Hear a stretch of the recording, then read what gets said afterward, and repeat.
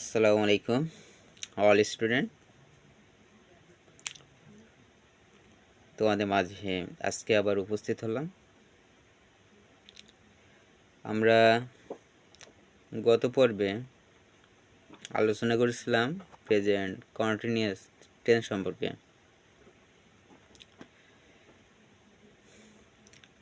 কারণ এই কিছুদিন ধরে আপনাদের মাঝে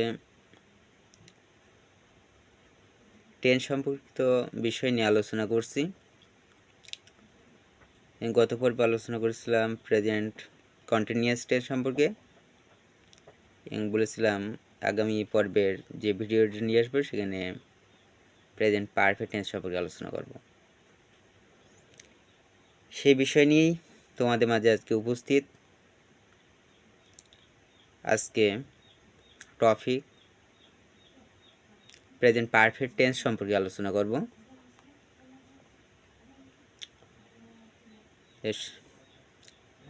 সকলে কেমন আছো?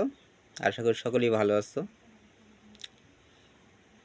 এবং সকলে ভিডিওটি বেশি বেশি শেয়ার করবেন, লাইক করবা অ্যান্ড পাশে থেকে সাবস্ক্রাইব করার জন্য নতুন নতুন ভিডিও পাওয়ার জন্য চ্যানেলটি বেশি বেশি সাবস্ক্রাইব করবেন। তাহলে আর দেরি করে কোনো প্রয়োজন নেই। তাহলে আজকের টপিক নিয়ে আলোচনা করি।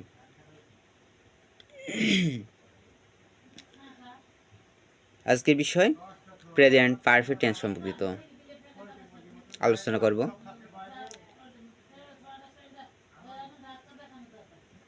প্রথমে প্রেজেন্ট পারফেক্ট টেন্স কাকে বলে সেটা আমাদের জানতে হবে। প্রেজেন্ট পারফেক্ট টেন্স কাকে বলে সেটা হচ্ছে যে টেন্স দ্বারা এইমাত্র কোনো কাজ শেষ হয়েছে বা সমাপ্তি হয়েছে কিন্তু তাহার ফল এখনো বিদ্যমান আছে এরূপ বুঝালে সেটা প্রেজেন্ট পারফেক্ট টেন্স হয়। আমি পুনরায় বলছি, যে টেন্স দ্বারা এইমাত্র কোনো কাজ শেষ হয়েছে বা সমাপ্ত হয়েছে কিন্তু তাহার ফলাফল এখনো বিদ্যমান আছে এরূপ বুঝালে প্রেজেন্ট পারফেক্ট টেন্স হয়।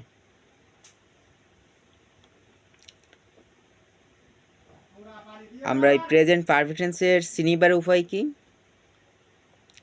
আমরা কিভাবে চিনব যে এটা প্রেজেন্ট পারফেক্ট টেন্স? সেটা বাংলা চিনিবার উপায় হচ্ছে বাংলা ক্রিয়া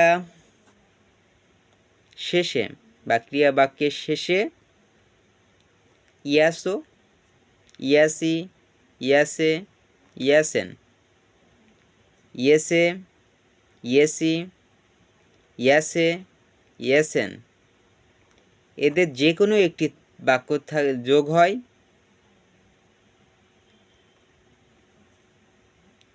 সেটাই প্রেজেন্ট পারফেক্ট টেন্স। আমি বাংলা চিনিবার উপায় পুনরায় বলছি, বাংলা ক্রিয়া শেষে ইয়াসো, ইয়াসি, ইয়াসে, ইয়াসেন, ইয়েসে, ইয়েসি, ইয়েসে, ইয়েসেন এদের যে কোনো একটি থাকে সেটা present perfect tense. Present perfect tense এর গঠন প্রণালী কি?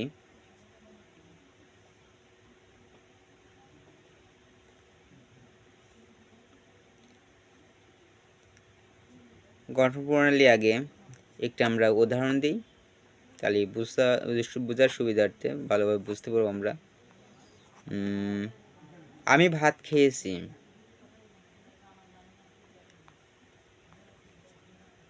তিনি মাঠে গিয়েছেন। এটা হচ্ছে প্রেজেন্ট পারফেক্ট টেন্সের উদাহরণ। I have eaten rice. আমি ভাত খেয়েছি।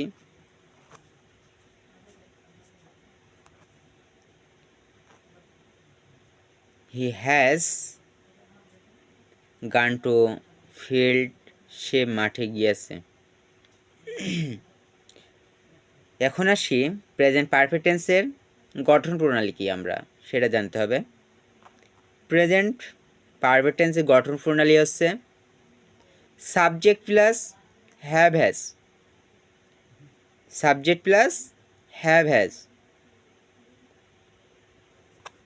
প্লাস মোর ভার্বের past participle form plus object.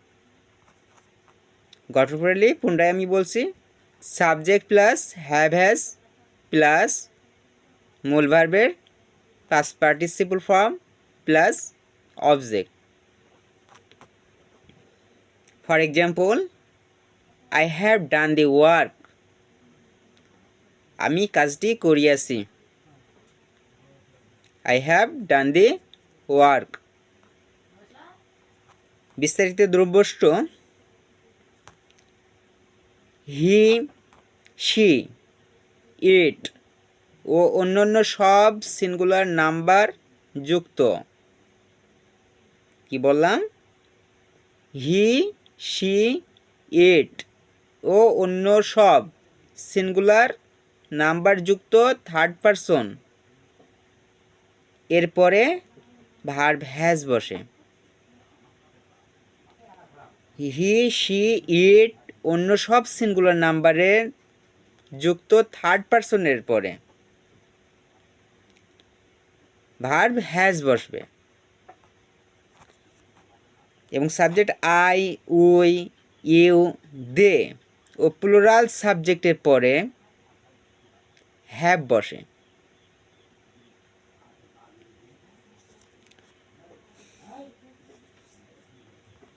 Present perfect টেন্সের আর বিস্তারিত কিছু নিয়ম। অতীত ঘটনার ফল এখনো বর্তমানে রয়েছে। অতীত ঘটনার ফল এখনো বর্তমানে রয়েছে এমন বোঝাতে প্রেজেন্ট পারফেক্ট টেন্স হয়। কি বললাম?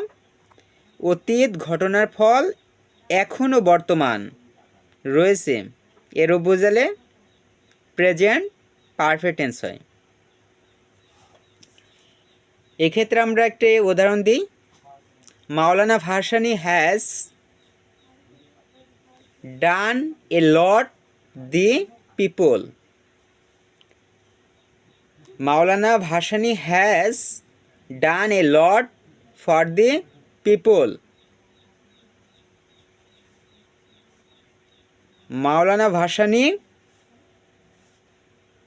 জনগণের জন্য অনেক কাজ করেছে, অনেক কাজ করিয়াছে। আমরা 2 নাম্বার ফর্ম, অতীতে অনেক সময় ধরে কোনো কাজ হয়েছে। অতীতে অনেক সময় ধরে কোনো কাজ হয়েছে।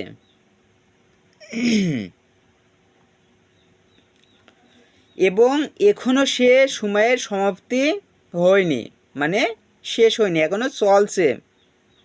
অথবা এখানে বোঝাতে চাইছে যে কি, মানে সেই কাজটি এখনো মানে ফলাফল বিদ্যমান আছে। অতীতে অনেক সময় ধরে কোনো কাজ হয়েছে এবং এখনো সে সময়ের সমাপ্তি হয়নি, মানে একটা চিহ্ন আছে, চিহ্ন থুয়ে দিয়েছে, মানে রাখা হয়েছে, সেটাই বোঝাচ্ছে এখানে। অতীতে অনেক সময় ধরে কোনো কাজ হয়েছে এবং এখনও সে সময়ের সমাপ্তি হয়নি, এরূপ অর্থ প্রকাশ করলে প্রেজেন্ট পারফেক্ট টেন্স হয়। For example,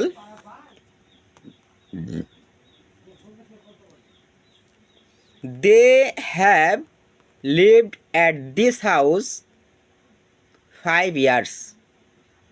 They have lived at this house 5 years. তাহারা 5 বছর ধরে এই বাড়িতে বসবাস করিয়াছে। তাহারা 5 বছর ধরে এই বাড়িতে বসবাস করিয়াছে। They have lived at this house 5 years. 3 number structure, 3 number rule হচ্ছে ব্যাপক সময়, পিরিয়ড অফ টাইম, মানে ব্যাপক সময় এর পূর্বে ফর বসে। কি বললাম? ব্যাপক সময় মানে পিরিয়ড অফ টাইম এর পূর্বে ফর বসে এবং নির্দিষ্ট সময় পয়েন্ট অফ টাইম এর পূর্বে সিন্স বসে। ওখানে কি বললাম? ব্যাপক সময়ের পরে ফর বসে, আর এখানে হচ্ছে নির্দিষ্ট সময়ের ক্ষেত্রে সিন্স বসবে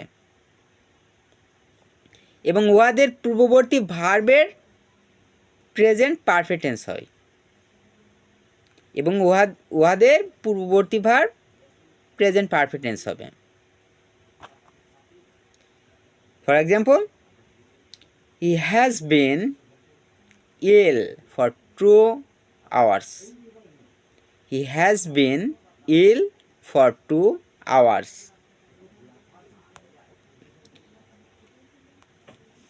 সে 2 ঘন্টার জন্য অসুস্থ হয়েছে। He has been ill for 2 hours. 2 নম্বর, ফর এক্সাম্পল, সেন্সের বিষয়ে, He has been ill since Monday last. He has been ill since Monday last.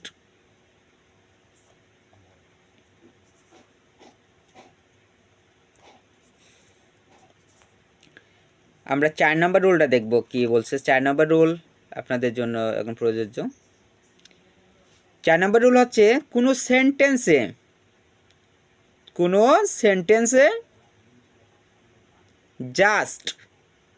Just now, already, yet, never, ever, lately, recently ইত্যাদি থাকলে প্রেজেন্ট পারফেক্ট টেন্স হয়।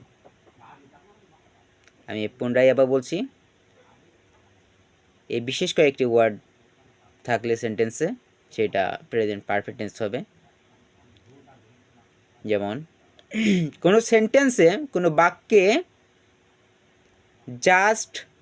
Just now,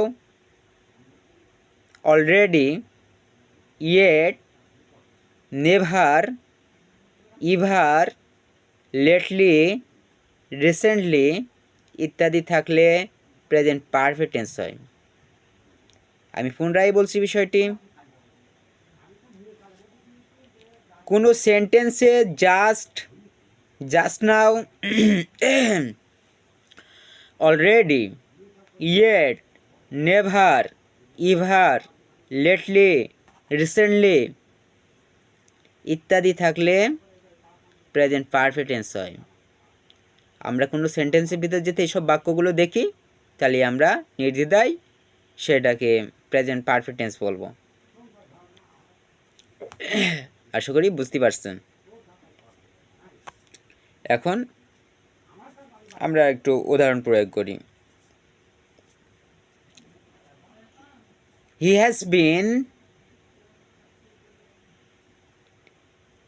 has already written the letter. He has already written the letter. 2 number, for example, have you ever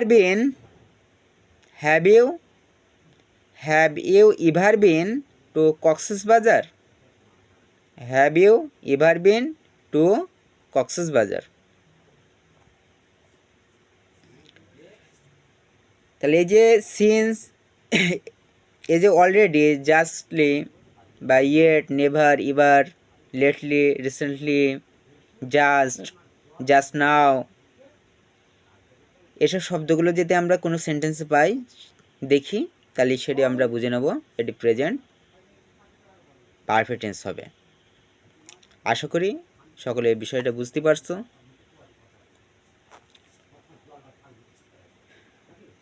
আজকে present perfect tense সম্পর্কিত যে কয়টা rule বললাম, এই রুলগুলো আমাদের প্রত্যেকের জীবনে অনেক কাজে লাগবে। আমরা এই প্রতিটি রোল সুন্দরভাবে আয়ত্ত করার চেষ্টা করব। এই ক্ষেত্রে আমাদের কর্মজীবনে অনেক উপকৃত হব।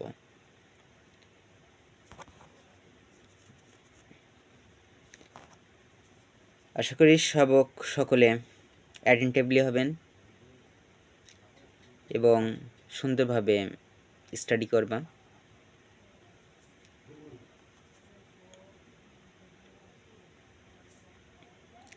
I hope that you are prosper in life.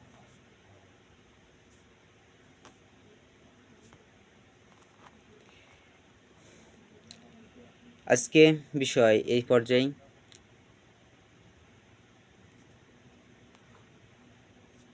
Present perfect tense সম্পর্কে আলোচনা আজকে এখানেই সমাপ্ত করব। পুনরায় পরবর্তী পর্বে আমরা প্রেজেন্ট পারফেক্ট কন্টিনিউয়াস টেন্স সম্পর্কে আলোচনা করব। সকলে ভালো থাকবা। Long live you. আজকে এই পর্যায়েই বিদায় নিচ্ছি তোমাদের মাঝ থেকে।